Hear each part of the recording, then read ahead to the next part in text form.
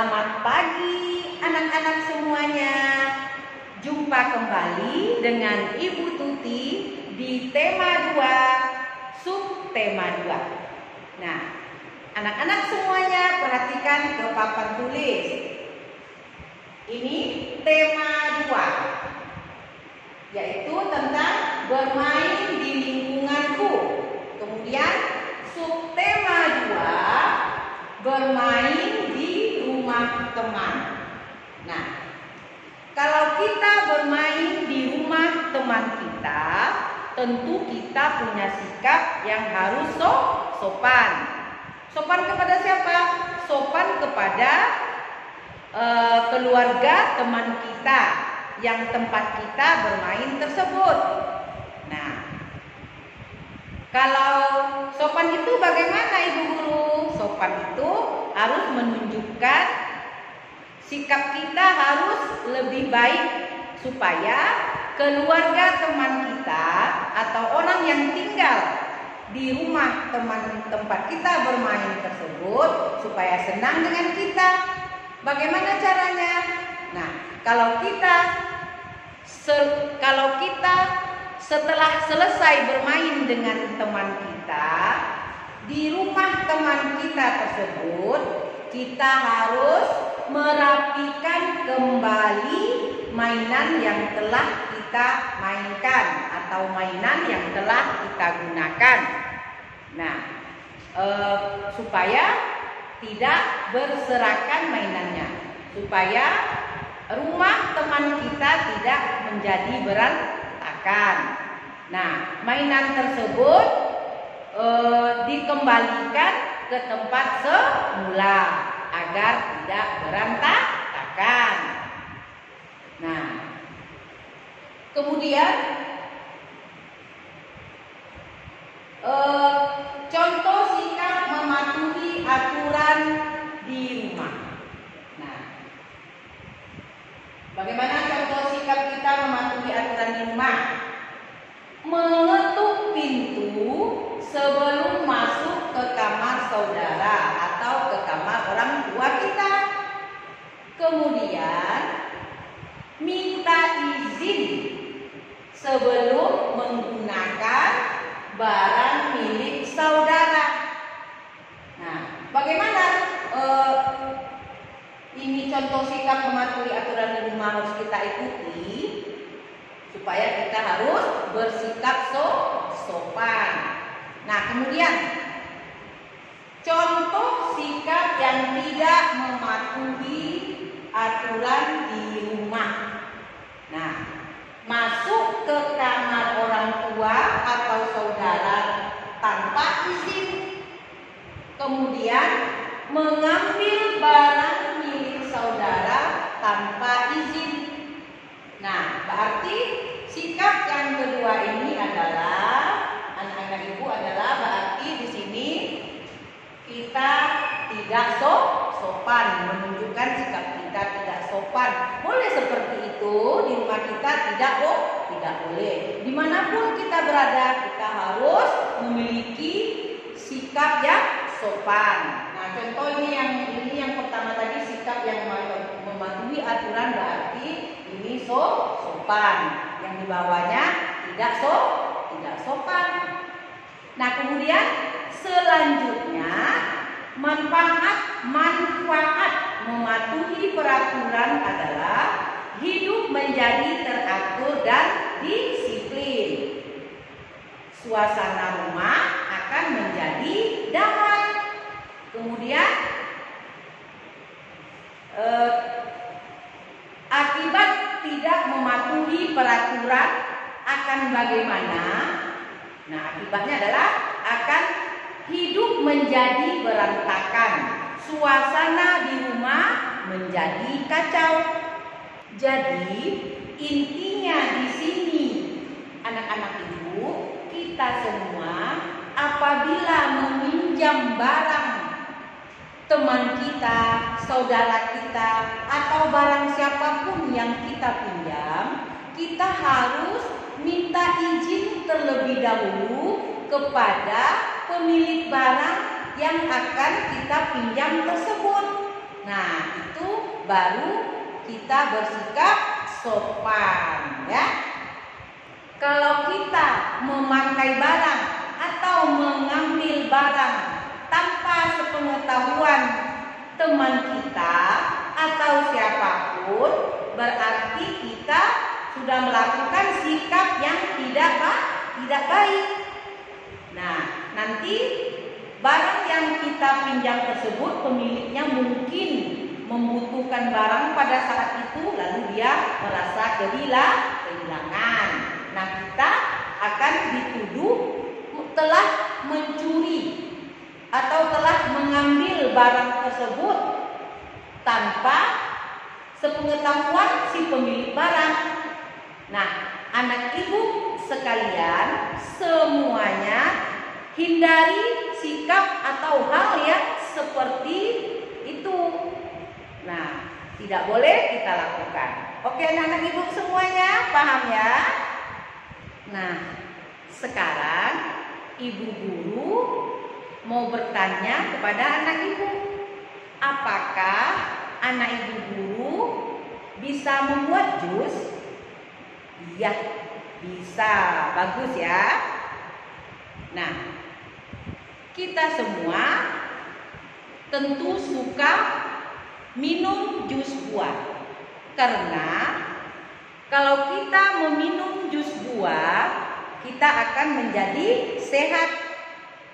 Nah, stamina tubuh kita akan menjadi kuat dan semangat. Apalagi dalam keadaan sekarang ada virus yang menyerang kita pada saat sekarang ini ya. Kita harus menjaga tubuh kita supaya agar terhindar dari segala macam penyakit, apalagi virus yang akan menyerang ke tubuh kita. Kita hindari dengan cara menjaga kesehatan. Bagaimana caranya? Dengan selalu makan buah atau minum buah seperti jus yang ibu sebutkan tadi. Nah, kemudian meminum vitamin ya yang bisa menaikkan imun tubuh kita supaya virus-virus yang ada pada kita sekarang ini yang sangat menghantui kita supaya dapat terhindar masuk ke dalam tubuh kita, karena kita punya imun tubuh kita yang kuat dengan cara makan makanan yang sehat. Rajin minum air putih ya, banyak-banyak makan buah dan sayur, makanan sehat dan bergizi. Jangan malas makan ya anak ibu ya. Nah, berikutnya alat yang digunakan untuk membuat jus adalah sediakan dulu blender, kemudian gelas, pisau, sendok, dan alat untuk penyaringnya ya. Nah, kemudian sebelum kita membuat jus, kita harus sediakan dulu buahnya. Buah apa yang akan kita jus? Nah, bahannya adalah tentu harus tadi buah kan. Kemudian ada gula, air, es batu supaya segar ya. Kemudian tambah dengan susu supaya lebih mantap ya, supaya lebih sehat juga ya. Sebelum buah tersebut kita makan, tentu kita terlebih dahulu harus mencuci bersih buah tersebut sebelum kita jus. Nah, dan juga alat-alat peralatan ya yang kita gunakan saat ngejus buah tersebut juga harus dibersihkan ya, yang benar-benar higienis ya. Nah, setelah buah tersebut selesai kita olah, baru kita santap dan nikmati rasa nikmat buah tersebut. Selanjutnya benda padat dan benda cair dapat dilihat dan disentuh. Nah, contoh benda padat adalah buku dan pena. Nah, buku gunanya untuk belajar dan pensil gunanya untuk kita menulis, ya. Nah, kemudian contoh benda cair adalah air, ya. Contoh benda cair adalah air. Nah, apa kegunaan benda cair tersebut? Nah, gunanya adalah untuk pertama, ya, memasak, ya, memasak. Kedua, untuk apa gunanya air? Untuk minum. Nah, gunanya untuk minum, tetapi ya minum air yang bersih dan telah dimasak, ya, agar kita tidak sakit perut. Kemudian guna airnya lagi adalah untuk mencuci, ya. 3. Untuk mencuci. Nah, kemudian apa lagi? Banyak kegunaan benda cair. Nah, selain untuk memasak, minum, mencuci, dan apalagi bisa untuk bukan mencuci pakaian saja, bukan mencuci, misalnya mencuci kendaraan, ya, dan juga menyiram tanaman, ya.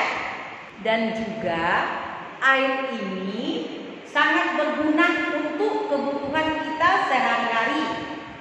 Nah, juga kita mencuci tangan, ya, supaya tangan kita yang kotor dicuci dengan air pakai sabun, tangan kita menjadi bersih.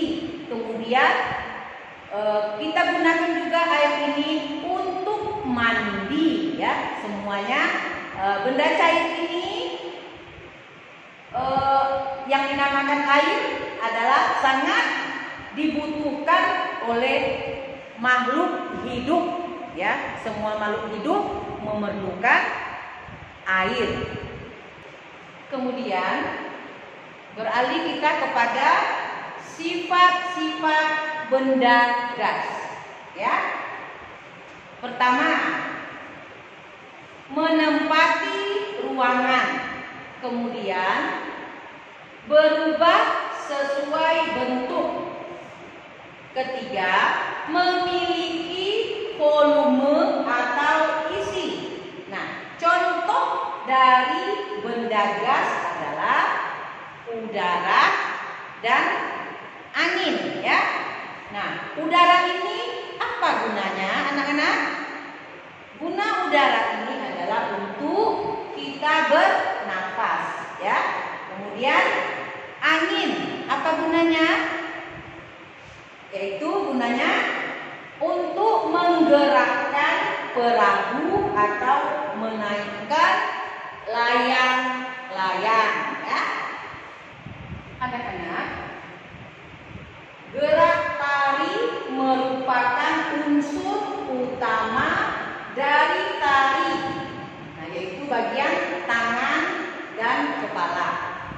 Kemudian gerakan kepala dan tangan dalam tari dapat dilihat di buku LKS tema 2 halaman 30 atas. Nah, anak ibu guru silakan dilihat di rumah, ya, di buku LKS, enak, ya. Nah, berarti halaman 30 bagian atas, ya, di buku LKS. Nah, kemudian selain gerakan kepala dan tangan, gerak kaki, ya, gerak kaki juga termasuk gerak dasar dalam tari. Gerak kaki dalam tari dapat dilihat di buku LKS tema 2 halaman 37 bagian bawah. Nah, anak ibu silakan dilihat di buku tema 2 halaman 37 bagian bawah ya. Lihat di rumah ya, ya. Nah, gerakan kepala, tangan dan kaki dapat dirangkai menjadi sebuah tarian yang indah. Nah, gerakan kepala, kaki dan tangan dapat dilihat di buku LKS tema 2 halaman 39 bagian atas. Nah, ibu guru, anak ibu guru, silakan dilihat buku LKS-nya di rumah ya, Nak ya. Nah, supaya anak ibu guru nampak langsung atau melihat langsung dan membaca langsung tarian-tarian tersebut pada buku LKS yang sudah disebutkan halaman-halaman berapanya ya. Nah, anak ibu, sampai di sini dulu video pembelajaran kita pada hari ini. Nah, ibu guru berharap kepada kita semua saling menjaga kesehatan ya, supaya kita selalu terhindar dari segala macam penyakit, apalagi virus yang akan menyerang ke tubuh kita. Nah, dimanapun kita belajar, dengan siapapun kita belajar, kita harus tetap semangat. Oke anak-anak semuanya, sampai jumpa kembali di tema berikutnya. Bye.